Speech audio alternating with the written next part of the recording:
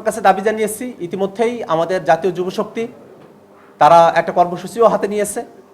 আপনারা এই সংবাদ সম্মেলনের অব্যবহিত পরের সময়টাতেই হয়তো জাতীয় যুবশক্তির যে কর্মসূচি, সেই কর্মসূচি আপনারা দেখতে পাবেন।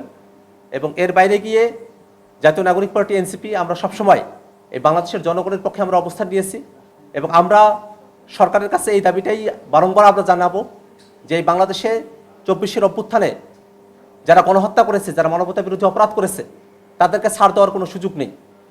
শাহাবুদ্দিন চুপ্পু এই গণহত্যার পরেও যদি ছাড় পেয়ে যায়, এই বাংলাদেশে ফেসিবাদ কায়েম করার পরেও যদি ছাড় পেয়ে যায়, তাহলে বাংলাদেশে এই বিচার বিভাগের প্রতি, বাংলাদেশের সরকারের প্রতি, বর্তমান সরকার যারা আছে তাদের প্রতি মানুষের আস্থা থাকবে না।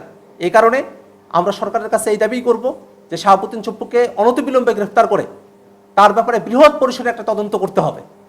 কারণ যে শাহাবুদ্দিন চুপ্পু এখনও শেখ হাসিনার সাথে যোগাযোগ রাখে, 24-এর অভ্যুত্থানের সময়টাতে সে কিভাবে যোগাযোগ রেখেছে, কিভাবে হাসিনার কর্মকাণ্ডকে সমর্থন দিয়েছে, কিভাবে গণহত্যার সাথে সম্পৃক্ত থেকেছে, প্রত্যেকটা জিনিস খুঁজে বের করতে হবে।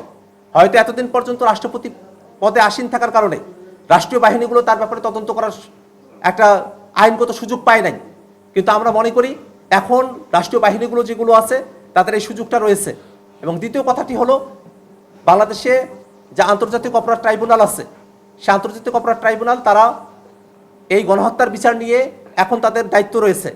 আমরা মনে করি এই গণহত্যার বিচারের বিষয়টা যেহেতু আইসিটি ট্রাইব্যুনালের সাথে যুক্ত আছে, সেক্ষেত্রে শাহাবুদ্দিন চুপ্পু তার যে কমান্ড রেসপন্সিবিলিটির জায়গা ছিল, যেটা আইসিটি যে আইন আছে তার সাথে সঙ্গতিপূর্ণ, সে জায়গা থেকে শাহাবুদ্দিন চুপ্পুকে গ্রেফতার করে তাকে যেন আইসিটি ট্রাইব্যুনালের কাছেই তাকে যেন সুপর্দ করা হয়।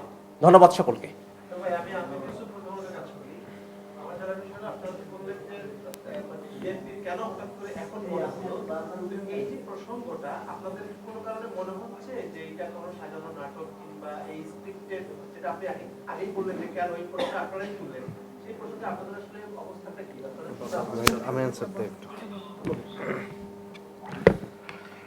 এখানে আমরা ইতিপূর্বে দেখেছি যে এই দাবিটা আমরা এগিয়ে করছি যে এই মুহূর্তে তার